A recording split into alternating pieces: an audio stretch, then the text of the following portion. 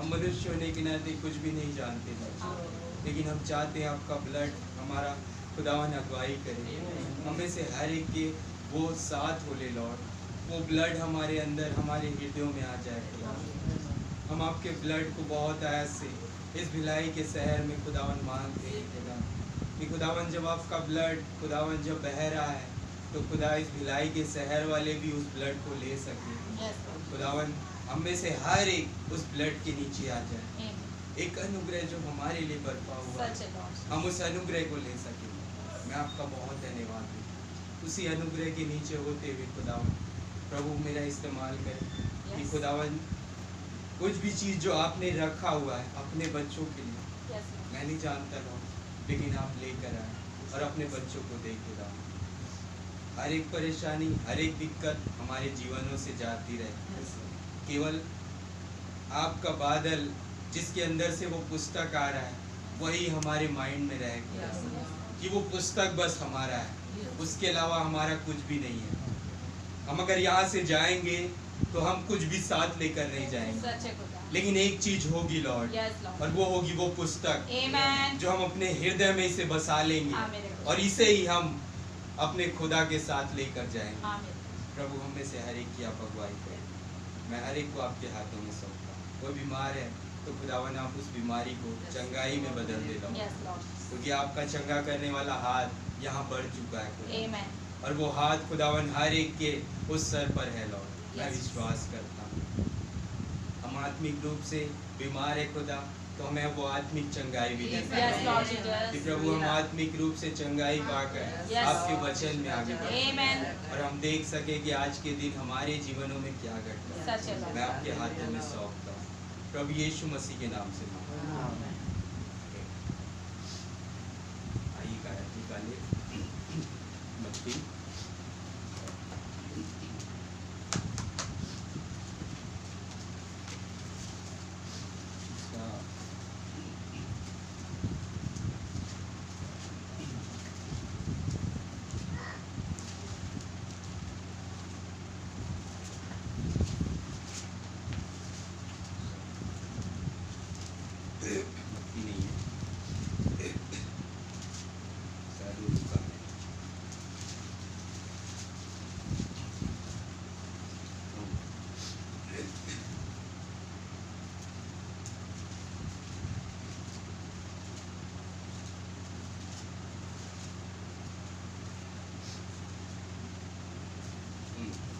लूका उसका 2 अध्याय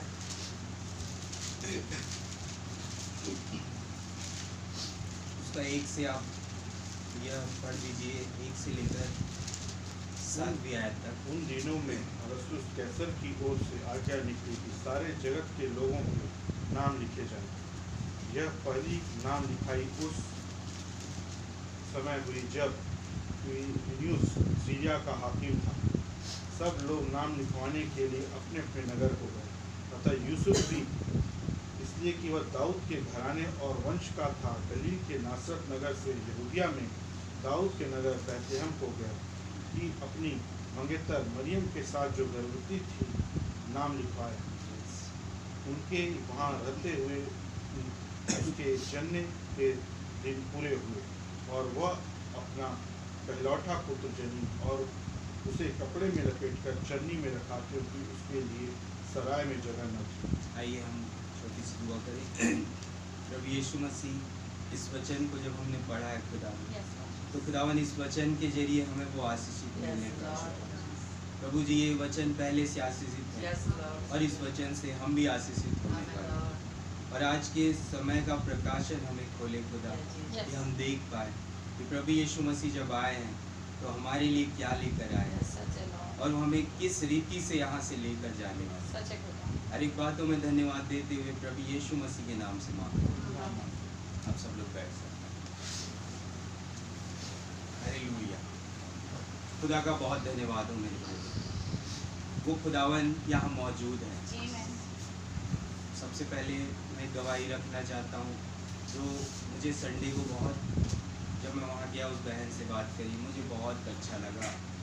मुझे एक प्रेरणा मिली कि खुदावन ने जब मैं बात कर रहा था तो बहन रो रही थी मेरे भाई की मैं देख रहा था उन चीज़ों को कि उन्हें एक बड़ी चोट लगी है और उस चोट को खुदावन मलहम लगाने गए हैं कि बहन, तुम्हारे चंगाई से कुछ होने वाला नहीं, तुम्हें वो अनंत जीवन की जरूरत है जो एक मनुष्य के पास नहीं है, लेकिन मैं तुम्हारे लिए एक अनंत जीवन लेकर आया। बहन कैसे बोल रही थी कि कोई पास्टर कोई भी आते हैं, हम सबका मैसेज सुनते हैं, लेकिन किसी के पास भी उस समय का वो प्रकाशन नहीं है। वो उनसे जब कहा जाता है कि इस वचन के बारे में बताई, तो इधर उधर कुछ भी चीज़ों को ले जा करके वो उस चीज़ों को बता नहीं पाते। लेकिन मैंने बहन से कहा, बहन आज के समय का संदेश ये है कि वो अनंत जीवन ले लो, वो अनंत जीवन देने आए, और जब वो अनंत जीवन देने आए तो वो कुछ चाहते हैं कि बस तुम अपने आप को मुझे समर्पित कर दो और मेरा क्रूज बस तुम्हें उठाना है कि तुम उस अनंत जीवन को ले सको। तुम्हें इसके अलावा कुछ भी नहीं करना। जैसे मत्ती 11 में लिखा हुआ है, उसका 25-26 में, कि प्रभु कह रहे कि हे बोझ से दबे लोगों, परिश्रम से दबे हुए लोग मेरे पास आओ, मैं तुम्हें चंगाई दूंगा। मैं एक बैकग्राउंड, आपको छोटी सी बैकग्राउंड रखूँगा। हमारे प्रभु यीशु मसीह 2000 साल पहले आए, हम ये सब जानते हैं। आज हर एक संस्थाओं में, हर एक जगह पर उसका प्रचार चल रहा है। इस बादल का नहीं, 2000 साल पहले जो यीशु आए, जिसमें एक कलवरी का दिन मनाया, लेकिन आज हम जानते हैं इस बादल को, जिसमें से एक प्रकाशन खुल के आया। लेकिन जिनकी आंखें बंद है, बाइबिल तो है लेकिन वो पहचान नहीं पा रहे। उन्हें मालूम है कि एक कलवरी का दिन बना, हमारे लिए खीलों पर हाथ ठुके गए, पैरों पर खीले ठुके गए, हमारे ऊपर, हमारे कारण उसने उस पर थूका गया, उसने हर एक चीज़ों को सहा। ये सारी चीज़ें संस्था वाले जानते हैं मेरे भाई। आप लोगों को याद होगा जब गुड फ्राइडे आता है तो वो चिल्ला चिल्ला कर रोते हैं कि बाहर वाले भी सुन पाए। इतने उनके अंदर वो आत्मा से वो भरी हुई होती है, लेकिन कह रहे उस समय की आत्मा आज के दिन काम नहीं आएगी। आज हमें ये जानना होगा कि कलवरी के दिन आखिर हुआ क्या था।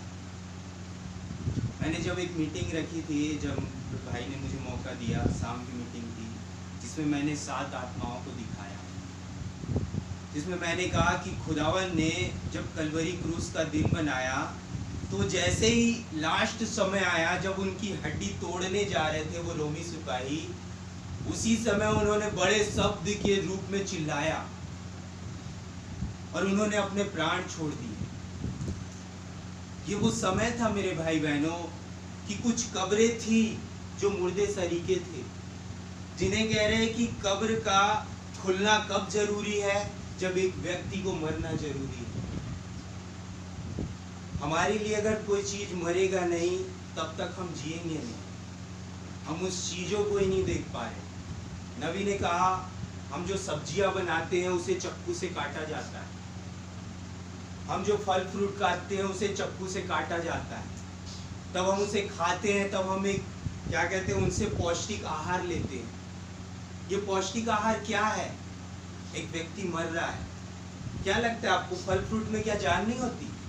हम ऐसे ही खा रहे हैं। मेरे भाई बहन, जब वो सड़ जाता है इसका मतलब वो मर गया, लेकिन जब वो ताजा है, ताजा का मतलब क्या होता है कि सेब यहीं पर मौजूद है और वो सेब को हम खा सकते हैं, उन फल फ्रूटों को हम खा सकते हैं। ये नबी बता रहे हैं।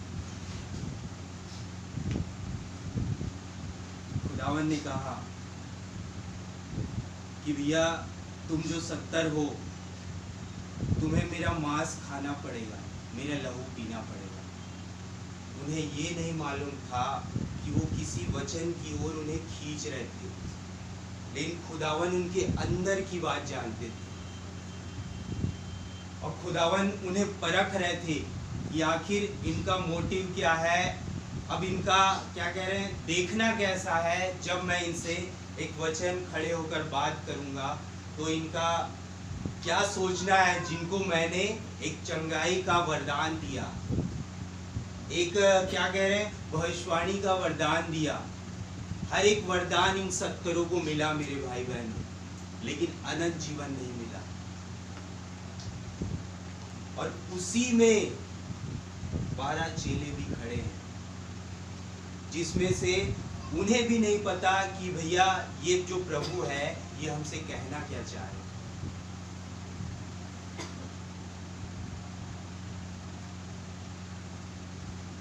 मेरा विषय है कि खुदावन एक विजिटेशन हमारे पास लेकर आए। ये जब एक बादल आया है तो क्या सचमुच में एक बादल के अंदर से वो पुस्तक हमारे लिए आई है कि नहीं? वो पुस्तक आ तो गई है, क्या हमने उसे अपने अंदर ग्रहण किया है कि नहीं? क्योंकि यहाँ पर एक व्यक्ति है जो उस नगर का क्या कहते हैं, क्या कहोगे उसको, एक राजा है, एक प्रधानमंत्री है। अब उसे शायद कोई आज्ञा मिली हो तो वो भैया वो क्या कर रहा है, वो अपने हिसाब से कोई भी आज्ञा नियुक्त कर सकता है।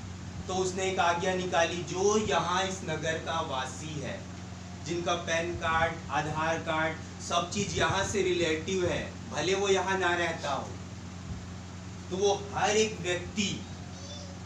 व्यक्ति इस बेथलेहम में आए और यहाँ पर अपनी छाप लगा करके तुम अपने अपने जगह स्थान में जा सकते। ये एक ऑर्डर था मेरे भाई बहन, किसके लिए? उन हर एक लोगों के लिए जो उस नगर का वासी था।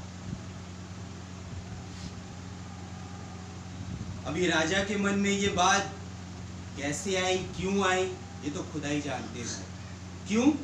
क्योंकि पुस्तक समय के अनुसार बादल में से नीचे आ चुकी थी, यानी समय के वचन को प्रगटीकरण में आना था।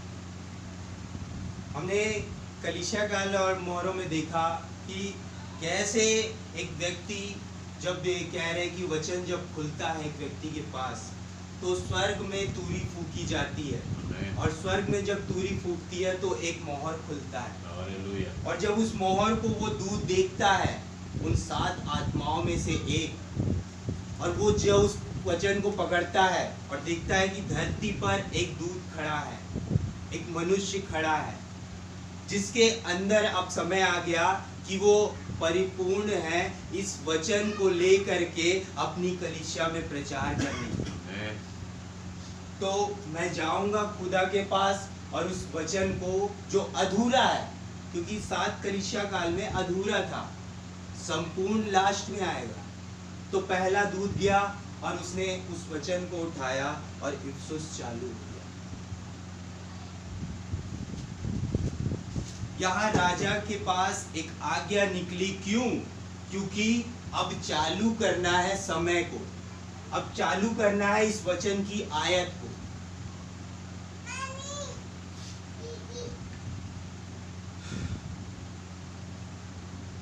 एक राजा के पास, पढ़िए भाई, मैं बस थोड़ी सी बैकग्राउंड लूंगा, मैं बंद कर दूंगा क्योंकि मैंने कोई तैयारी तो की नहीं है।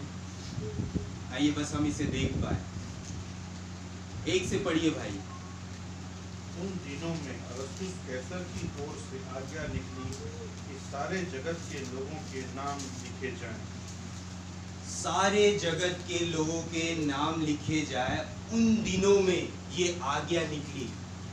मेरा विषय है समय का वचन, जो प्रकाशित वाक्य में कह रहा है कि जो समय के वचन को सुनता है, उसे मानता है, उसे पहचानता है, उसके लिए ये रैप्चर है। आमीन। उसे समय के वचन को जानना होगा कि समय का वचन मेरे लिए चंगाई लाया है, समय का वचन मेरे लिए पैसे लेकर आया है कि मैं अच्छे स्थान पर रहूं, समय का वचन मेरे लिए अनंत जीवन लाया है कि केवल मेरे पास अनंत जीवन हो, लेकिन मैं एक भिखारी की तरह हूं जो लाजर था। गौर करिए मेरे भाई बहनों, मैं क्या कहना चाहता हूं। यानी समय का वचन मेरे लिए क्या लेकर आया, मेरा समय का वचन क्या है मेरे लिए। क्योंकि राजा के पास आज्ञा कब निकली? उस दिन, फिर से पढ़िए भाई। उन दिनों में अगस्तुस कैसर की ओर से हाँ। आज्ञा निकली कि सारे जगत के लोगों के नाम लिखे जाएं। क्यों भाई सारे जगत के लोगों को बता रहा है? क्योंकि उनके सारे आधार कार्ड, सब चीज वो उस नगर के थे, जो पहले वहां रहते थे। लेकिन कुछ लोग वहां से बाहर निकल के कई और देशों में भी रह रहे हैं। लेकिन भैया राजा की आज्ञा है, अगर नहीं आएंगे तो पुलिस पकड़कर अंदर डाल देगी, तुम्हारी तहकीकात की जाएगी कि भैया तुम क्यों नहीं आए, कोई एक कैसे छूट गया। तो राजा के पास हर एक चीजों का लिस्ट होता है, क्योंकि उसके साथ कुछ लोग बैठे हुए होते हैं जो हर एक चीजों को कंप्यूटर में, लैपटॉप में देखते रहते हैं, उन्हें सब चीज मालूम होता है। आगे भाई। यह पहली नाम लिखाई उस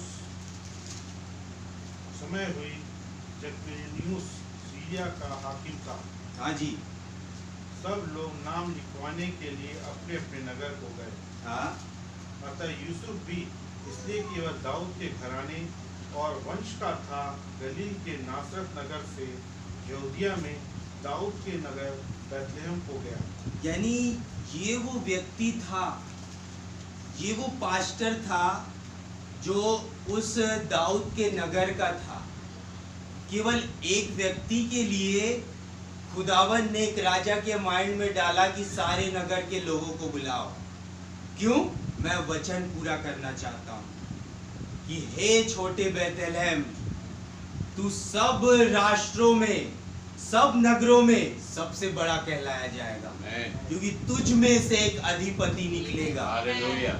लेकिन खुदावन ने क्या किया? यहाँ पर बच्चों को मरवाया जा रहा है। एक जो इससे पहले राजा था, वो क्या कर रहा था, उसे पता चल गया था कि मेरे से भी कोई बड़ा राजा यहाँ आ चुका है, जिसे नमस्कार करने कुछ लोग जा रहे हैं। तो उसने क्या किया? वो बच्चों को मरवाना चालू कर दिया।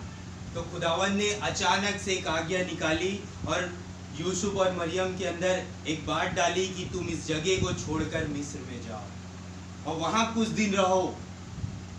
जब मैं तुमसे कहूंगा तब तुम वहां से आना। अब खुदावन का कहने का तरीका देख लो भाई।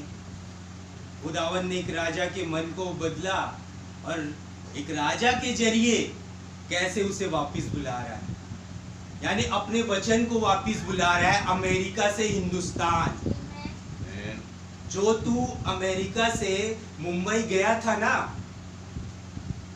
दोबारा तू जा नहीं पाया था, लेकिन जो ये सवारी मैं लेकर आया हूं और जो तू मैं पहली सवारी में सोच रहा था, उसे मैं इस सवारी में पूरा करूंगा। हालेलुया।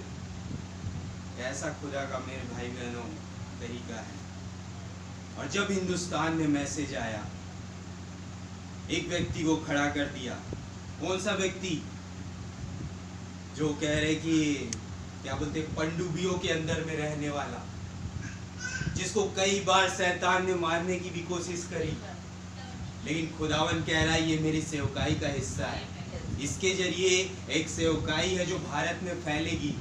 इसका बेटा होगा जो उसके बाद सेवकाई को संभालेगा और उसे ऐसे जगह लाकर खड़ा कर देगा कि एक रैप्चर ही हो जाएगा। हालेलुया। यानी वो संपूर्ण वचन जो गर्भ में है बाहर आ जाएगा मेरे भाई।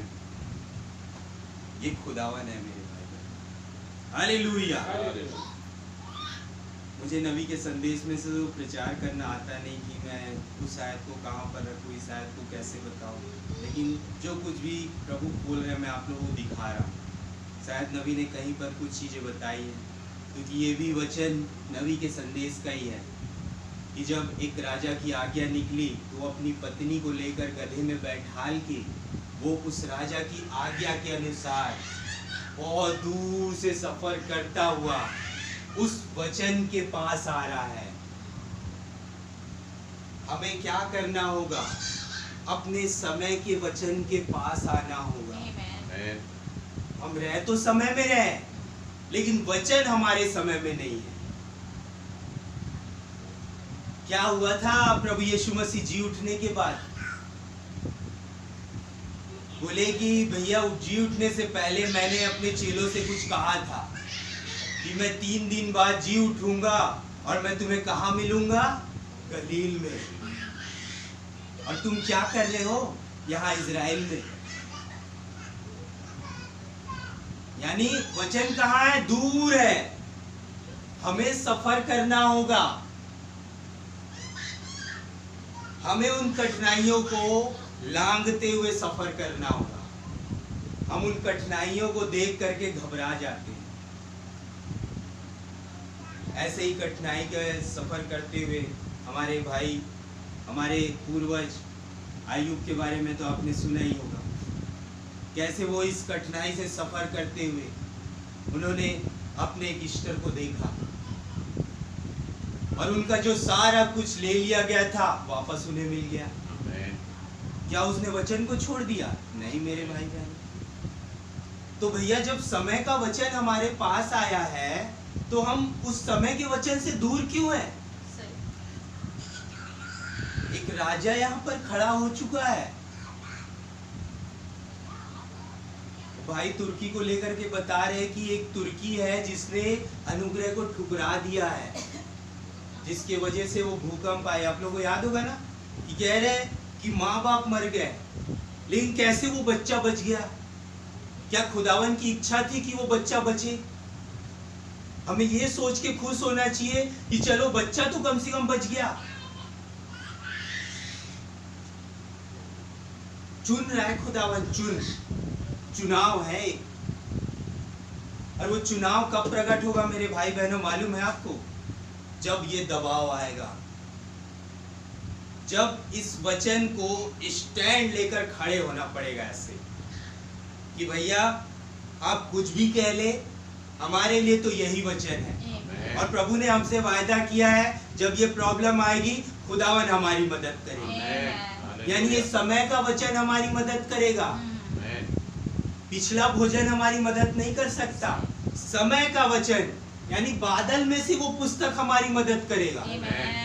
तो भाई ने कहा ये बादल के जो बीच में दिख रहा है ना, ये द्वार है खुला हुआ।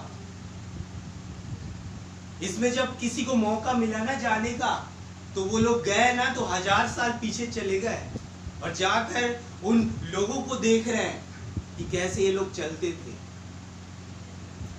हमारे सातवें दूत ने देखा, हमारे नबी भाई ब्रैनम ने, यहाँ तक कि खुदावन ने 14 साल की उम्र में, जो कहते कि जानकारी भी नहीं होता, खेलने कूदने का समय होता है, खुदावन ने एक नरक भी दिखा दिया।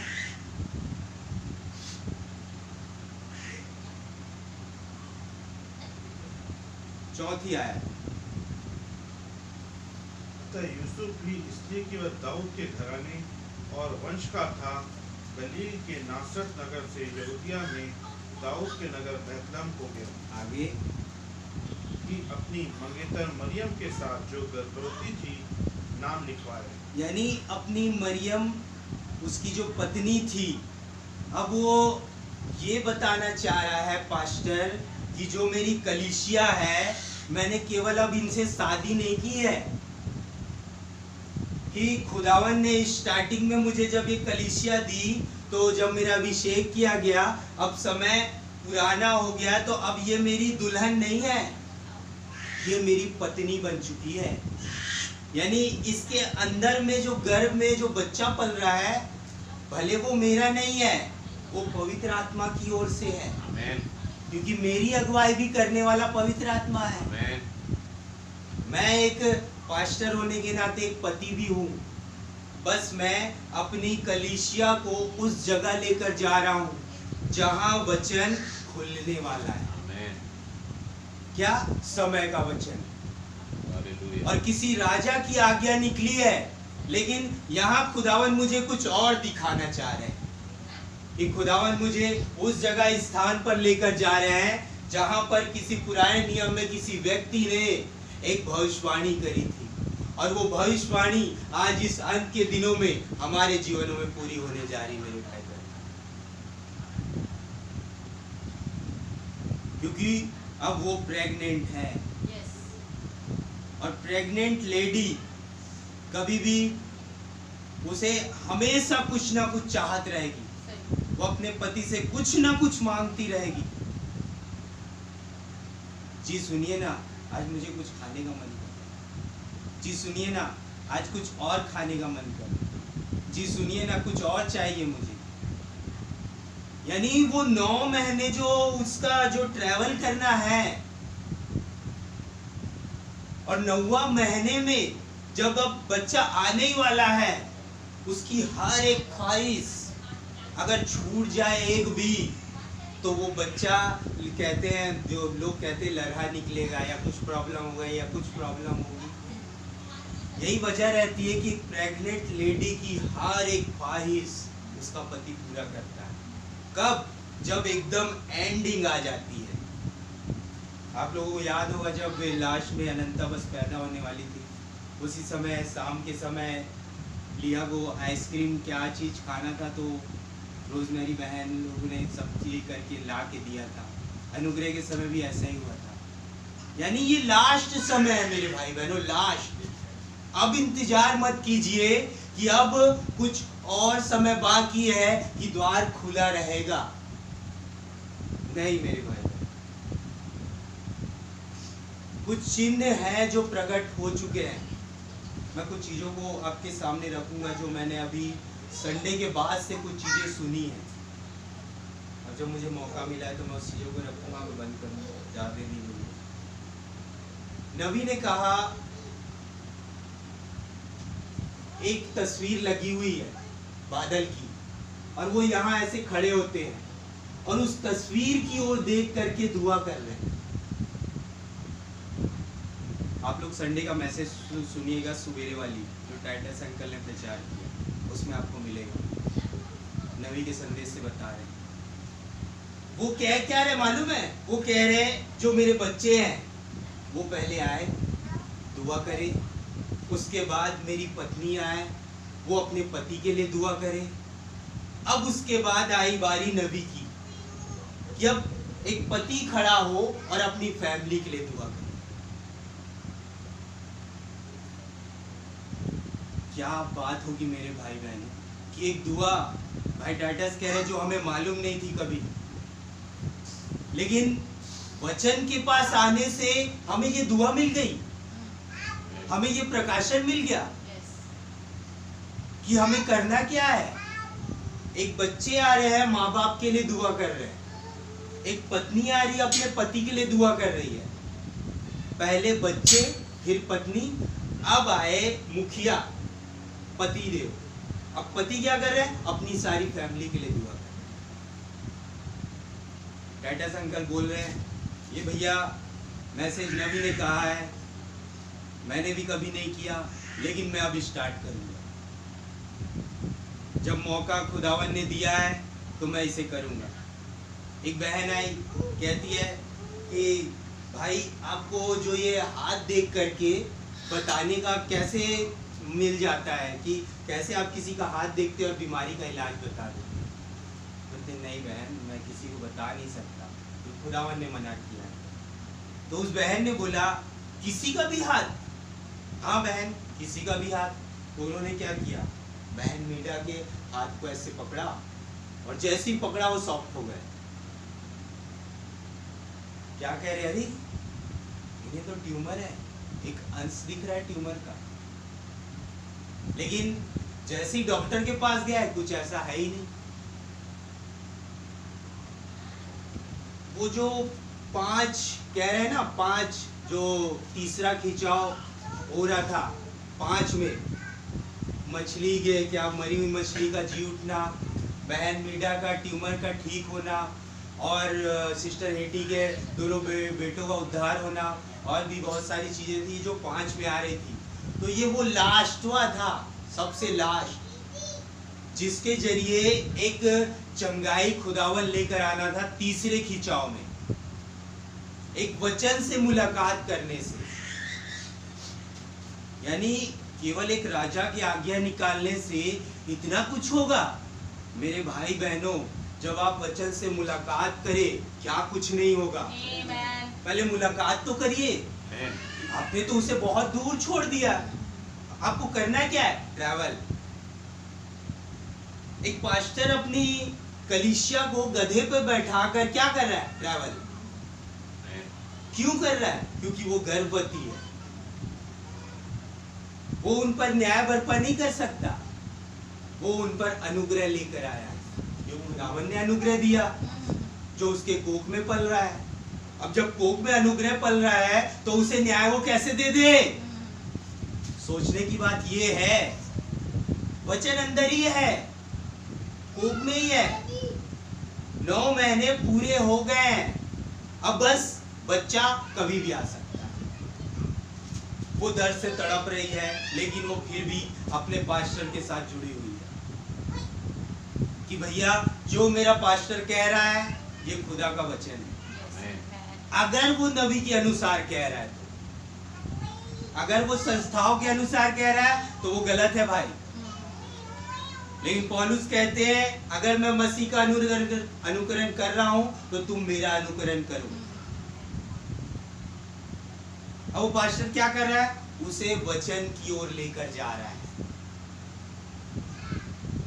वचन की ओर। क्यों? एक आज्ञा निकल गई है, हर एक जगह एक आज्ञा निकल गई मेरे भाई बहनों, हर एक जगह। तभी मैं सुनकर के आगे आपको बता रहा हूं, आज्ञा निकल चुकी है, वचन बहुत दूर है, हमें ट्रैवल करना है। और हमारे लिए तो ट्रैवल है ही, क्योंकि 3 दिन की यात्रा में हम जा ही रहे हैं, जहाँ पर हम एक सेमिनार को अटेंड करेंगे। लेकिन एक ट्रैवल एक विश्वासी के लिए आज के दिन है कि उसे ट्रैवल करना ही होगा, उसे वचन का स्टैंड लेना ही होगा, क्योंकि प्रॉब्लम्स तभी आएगी जब हम उस प्रकाशन को पाते हैं। ये मत सोचिए कि प्रकाशन को पा लिया अब प्रॉब्लम्स खत्म। मेरे भाई बहनों, असली प्रॉब्लम तब शुरू होगी जब हम प्रकाशन को पाते हो। एक व्यक्ति दुआ कर रहा है, प्रभु मुझे रैप्चर दे दे, मुझे रैप्चर दे दे। खुदावन ने लंगड़ा कर दिया। ये कैसा प्रकाशन है? शायद उसे वो भाग रहा हो और खुदावन उसे लंगड़ेपन में वो रैप्चर देना चाहता हो। ये मोहरे हैं, ये सब प्रीच हो चुकी है, हम भूल चुके हैं। मैं आपको बताऊं, हम लोग भूल चुके हैं। हमने मोहरे सब पढ़ रखी है, हमने सुन रखी है, लेकिन आज हम जब अंत के दिनों में आए, इस वचन को जो उतर के आया भूल चुके हैं। यही वजह है कि हमें ट्रैवल करना पड़ रहा है। हम मिस्र देश में आकर के सब भूल गए, लेकिन खुदावन याद दिला रहे हैं कि तू प्रेग्नेंट है। 9 महीने यानी 9 महीने हो चुके हैं। कभी भी वचन आएगा और लेकर चला जाएगा। यानी अब इंतजार मत करो, इंतजार खत्म हो गया है। अब ये कहो कि बस प्रभु हमें यहाँ से जाना है, हम तैयार हैं। मोटिव ये होना चाहिए एक प्रेग्नेंट लेडी का, प्रभु बस हम तैयार हैं, इसके अलावा कोई मोटिव नहीं। आप जा रहे संसार के काम में जाइए, उस काम में कोई दिक्कत नहीं आएगी, लेकिन प्रभु को साथ लेकर जाइए। एक प्रेग्नेंट लेडी अपने बच्चे को यहाँ रख करके बाहर नहीं जा सकती। सच। वो बच्चा उसके अंदर ही रहेगा, क्योंकि वो प्रेग्नेंट है। अगर आप प्रेग्नेंट है, बेवकूफ मत बनाइए मैं प्रेग्नेंट हूं। अगर आप सचमुच में प्रेग्नेंट है तो समय आ गया है कि उस वचन से मुलाकात करें। हालेलुया। ये वचन है मेरे भाई बहनों।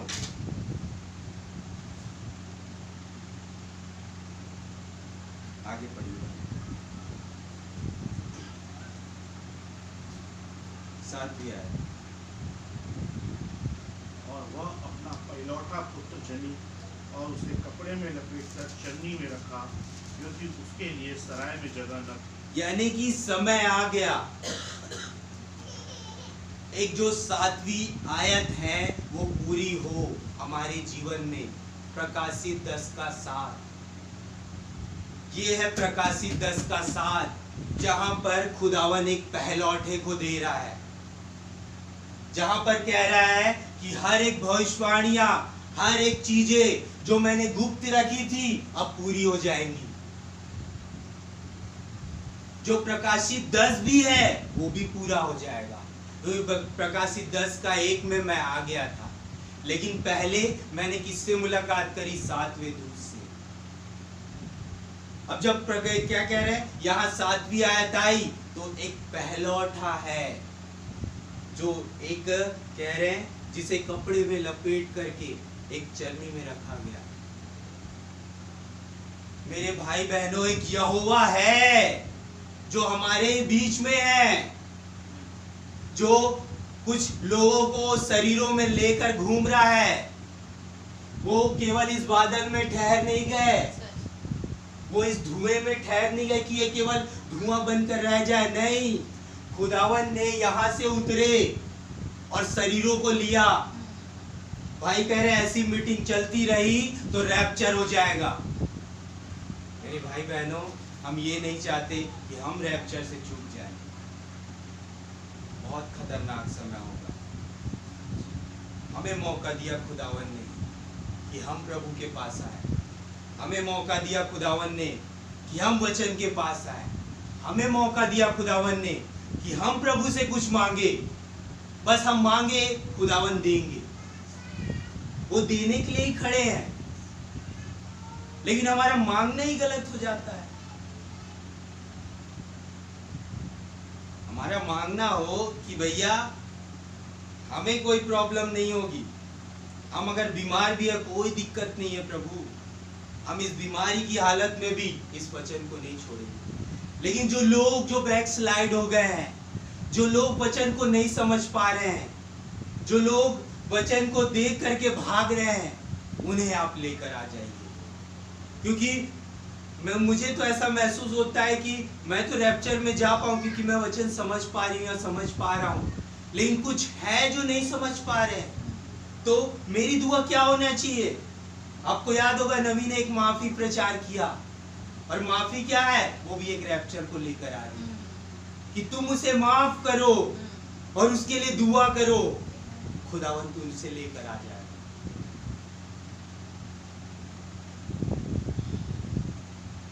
यहाँ एक पास्टर कर क्या रहा है?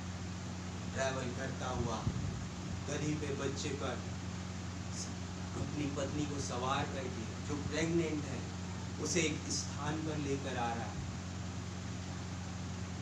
जैसे ही वो कह रहे कि बैतलहम में घुसने ही वाले से पहले एक चट्टान उन्हें मिल जाता है, एक गुफा उन्हें मिल जाती है, जहां पर अब कहती है पास्टर जी अब बहुत हो गया, अब इससे आगे मैं चल नहीं सकती।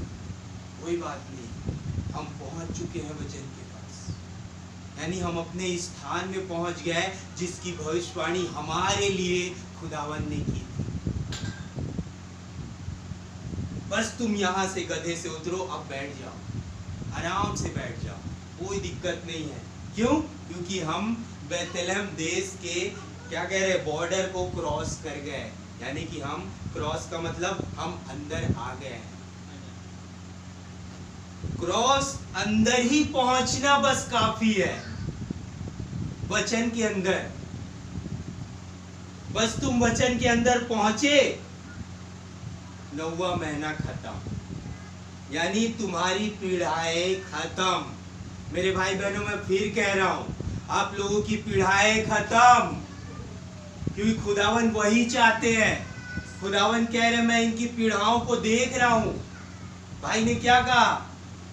खुदावन उन दूतों से क्या कह रहा है? मैंने उनके रोने चिल्लाने को सुना है, तू जा उनके पास और जाकर मोहर करता जा। अब उसके बाद मैं और 7 दूतों 6 दूतों को भेजता हूं तुम्हारे पीछे, वो लोग तलवार लिए जाएंगे और सबको मारते जाएंगे।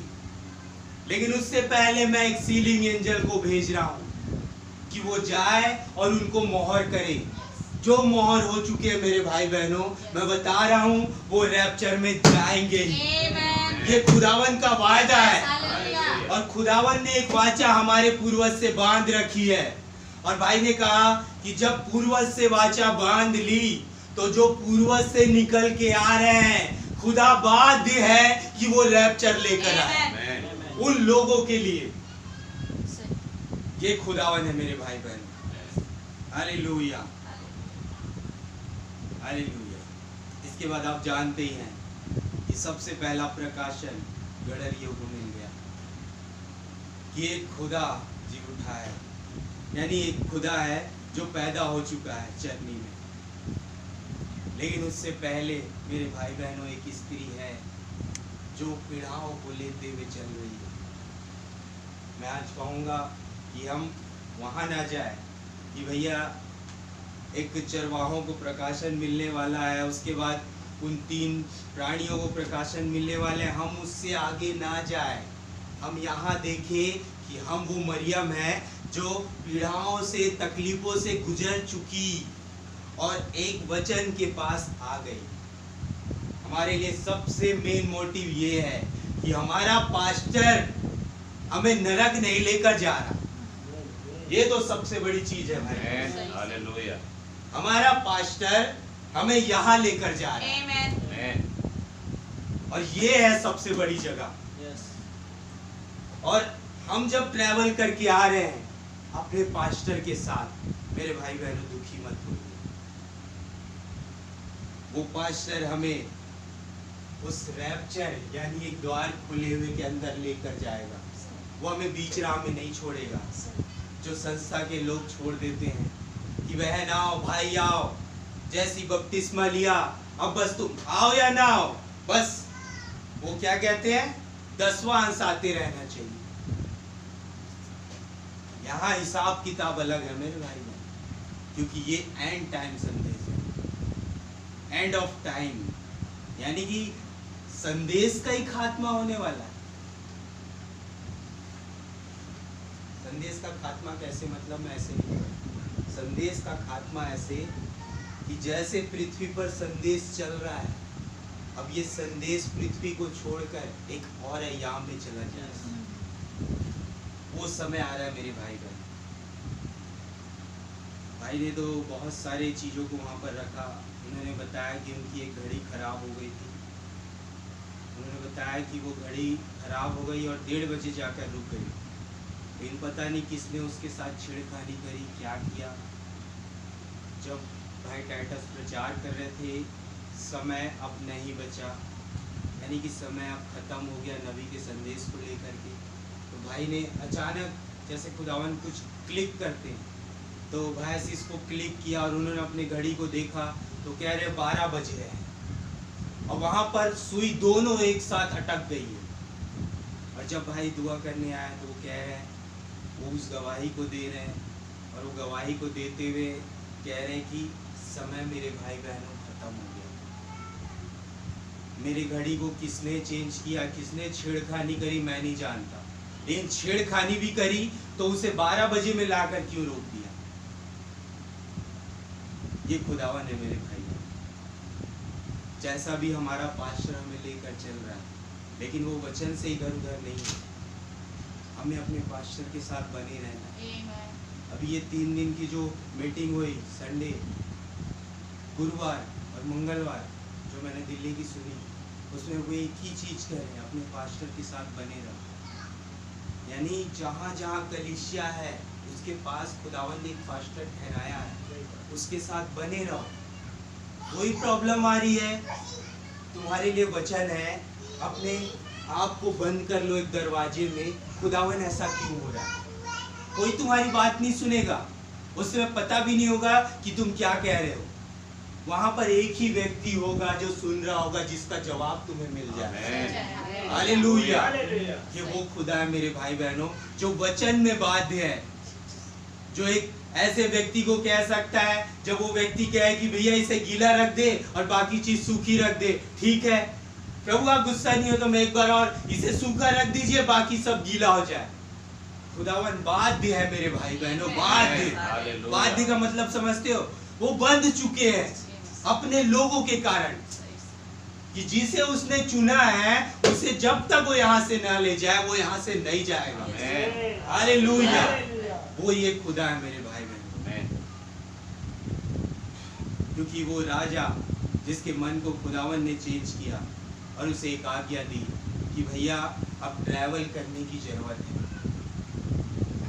जैसा मैंने बताया कि हमें ट्रैवल करके वचन के पास आना होगा। जो ट्रैवल नहीं कर रहे हैं उनके लिए दुआ करिए कि प्रभु उनकी आंखों को खोले और उन्हें एक ऐसी समझ दे कि वो ट्रैवल कर सके, और वो ट्रैवल करके जैसे ही आएंगे खुदावन उनके जरिए बहुतों को खींच लाएगा। मेरे भाई बहनों, बहुतों को। बहुत बड़ी चीज है जो यहाँ पर घट रही है। काश हम इसे देख पाए कि आज एक पास्टर अपनी कलीसिया को लेकर जो प्रेग्नेंट है, कैसे वो ट्रैवल कर रहा है, कैसे वो अपनी फैमिली को भी संभालता है, कैसे वो अपनी कलीसिया को भी संभालता है, कैसे लोगों की प्रॉब्लम्स को भी संभालता है। ये वो पास्टर है मेरे भाई बहनों। पास्टर अपने लोगों के लिए समर्पित होता है। सबसे बड़ी चीज ये है,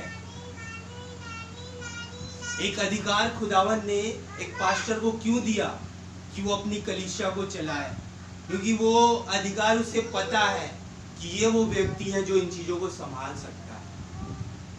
हर एक व्यक्ति से नहीं संभाल सकता, हर एक को ये प्रकाशन नहीं दिया, लेकिन कुछों को दिया है। और खुदावन कह रहा है मैं इन लोगों को खड़े करूंगा, इनके जरिए मैं अपने समीपता में लोगों को लाऊंगा।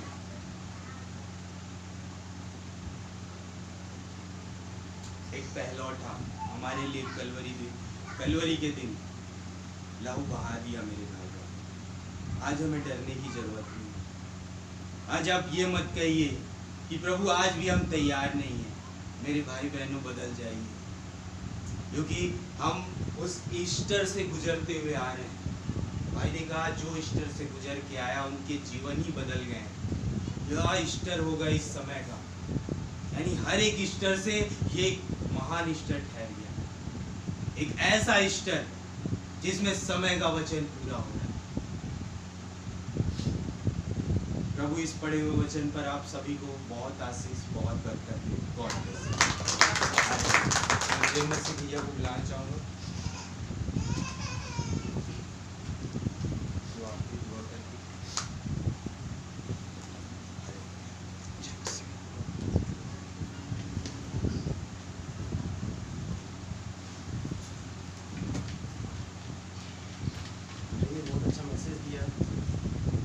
समय का वचन आज हमारे पास है या नहीं है। जैसे हम कहते हैं ना कि हम एंड टाइम मैसेज वाले हैं, ये अंत समय का संदेश है। भाई वासी बताते हैं कि वो मैसेज तो आ चुका, वो नबी भी आ चुका। वो एलिया नबी को खुदा ने दे दिया, लेकिन वो एलिया नबी आज तुम्हारे पास है कि नहीं?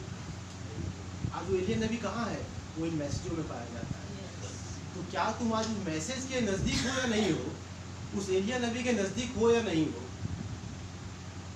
मैसेज सुन रहा था, उसमें भाई मिस्टर बता रहे थे, आज हम कहते हैं कि हमारे लिए पुत्र दिया गया, शांति का राजकुमार, जो जैसा 9:6 में लिखा हुआ है। उस वचन में लिखा हुआ है कि प्रभुता उसके कांधे पर होगी।